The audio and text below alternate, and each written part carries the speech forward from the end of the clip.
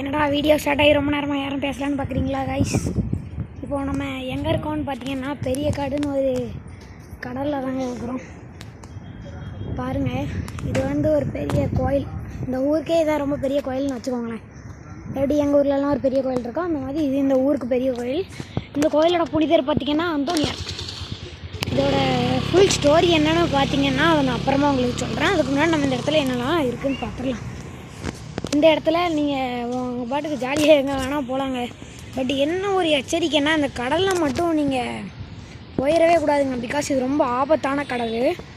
நிறைய பேர் இது உள்ளே இழுத்துட்டு போயிருக்குது. இந்த கடலை நான் அப்புறமா கூட உங்களுக்கு பக்கத்தில் போய் காட்டுறேன். நெக்ஸ்ட் இது பார்த்திங்கன்னா ரொம்ப ரொம்ப ஒரு நல்ல பிளேஸ், விசிட் பண்ணதுக்கு ஒரு நல்ல பிளேஸு. பட் இங்கே கடலில் குளிக்க முடியாது, குதிக்க முடியாதுன்னு சொல்ல வந்தாங்க. ஸோ இங்கே பார்த்திங்கன்னா உங்களுக்கு ஃபோட்டோ எடுக்கிறதுக்கு ஸ்பாட்ஸ்லாம் இருக்குது. நெக்ஸ்ட்டு பார்த்திங்கன்னா இங்கே ஒரு பெரிய கொடிமரம். நெக்ஸ்ட்டு இங்கே ஒரு ஸ்டேஜ், எல்லா கோயிலுக்குமே தனியாக ஒரு ஸ்டேஜ் மாதிரி இருக்கும்ல, அந்த மாதிரி இது ஒரு தனி ஸ்டேஜ். அடுத்து நீங்கள் இந்த கன்னியாகுமரி பக்கம் அந்த மாதிரிலாம் இருந்தீங்கன்னா மறக்காமல் இந்த இடத்த விசிட் பண்ணுங்கள். விசிட் பண்ணதுக்கு ரொம்பவே நல்ல பிளேஸு. இங்கே உங்களுக்கு கை கழுவுறதுக்கு தண்ணி, குடிக்க தண்ணி எல்லாமே இங்கேயே இருக்கும்.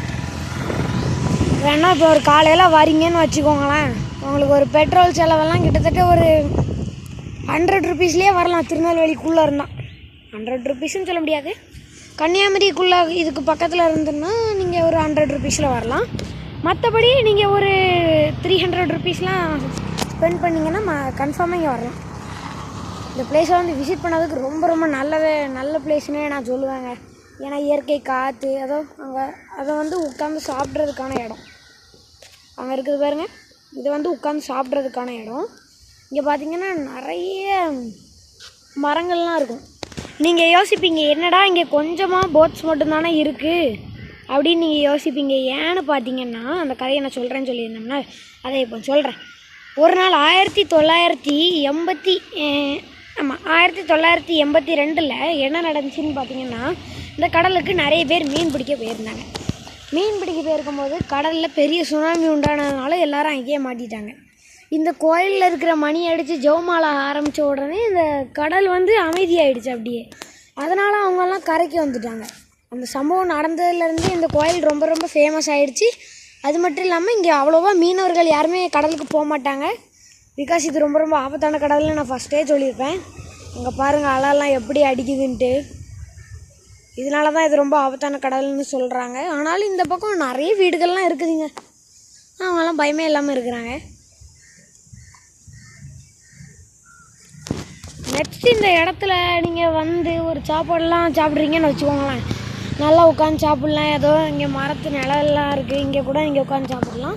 இல்லைனா நான் சொன்ன மாதிரி அந்த பிளேஸில் கூட நீங்கள் போய் உட்காந்து சாப்பிட்லாங்க. உங்களுக்கு இங்கே எல்லா ஃபெசிலிட்டிஸுமே அவங்களே பண்ணுறாங்க. ஸோ நீங்கள் உங்கள் பாட்டுக்கு ஜாலியாக வரலாம். இப்போ காலையில் வரீங்க, ஒரு சாப்பாடெலாம் கட்டி அப்படி வரீங்கன்னு வச்சுக்கோங்களேன். சாப்பாடெலாம் கட்டிட்டு வந்தீங்கன்னா நீங்கள் கொஞ்ச நேரம் இங்கே டைம் ஸ்பெண்ட் பண்ணிவிட்டு மதியம் சாப்பிட்டுட்டு இந்த இடத்துல கிளம்பலாம். இல்லைனா நீங்கள் சாயந்தரம் வரைக்கும் கூட இருக்கலாம். பட் இங்கே லைட்லாம் அவ்வளோவா இருக்காது. இந்த பீச்லாம் உங்களுக்கு நைட்டு பார்த்திங்கன்னா அவ்வளோவா கிளியராக தெரியாது கைஸ்.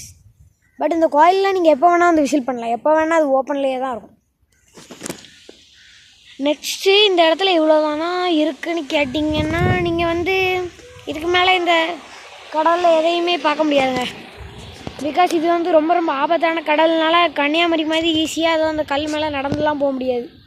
இது ரொம்ப ஆபத்தான கடல். ஸோ எல்லோரும் இந்த இடத்துக்கு வந்தீங்கன்னா கொஞ்சம் பார்த்து இருங்க. நெக்ஸ்ட்டு இந்த இடத்துக்கு நீங்கள் கூகுள் மேப்பில் பெரிய காடுன்னு போட்டிங்கனாலே வந்துடும். பிகாஸ் இந்த இடம் பெரிய காடு தான். பெரிய காட்டில் தான் நம்ம இப்போ இருக்கோம். அதை நான் ஃபஸ்ட்லேருந்தே சொல்லிட்டுருக்கேன்.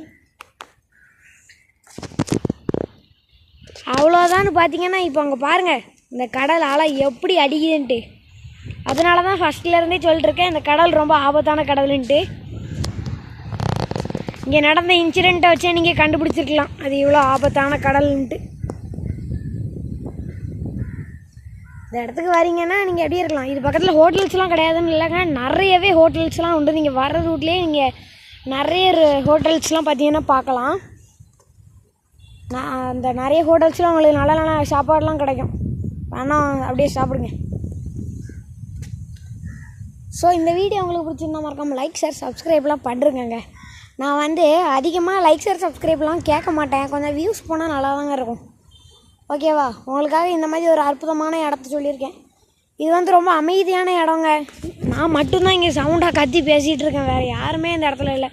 2-3 பேர் மட்டும்தான் இருப்பாங்க. பிகாஸ் இது வந்து ஒரு மறைவான இடத்துல இருக்கிறதுனால இது வந்து ஒரு எண்டுன்னே வச்சுக்கோங்களேன். ஒரு சரௌண்டிங்கில் ஒரு எண்டு. அதவங்க நிறைய பேர் போயிட்டுருக்காங்க. இது ரொம்ப ஆபத்தான இடம், அதனால் அவங்க போயிட்டுருக்காங்க. ஆபத்துன்னு தெரியாது போல், ஆனால் இது ரொம்பவே ஆபத்தான கடலுங்க. வந்தீங்கன்னா அவங்க சின்ன குழந்தைங்கள்லாம் கூப்பிட்டு வந்தீங்கன்னா கையிலேயே பிடிச்சி வச்சுக்கோங்க. பிகாஸ் இது ரொம்ப ஆபத்தான கடல், திருப்பி சொல்லிக்கிறேன். ஓகே கைஸ், அவ்வளோதாங்க, இந்த வீடியோ முடிஞ்சிச்சு.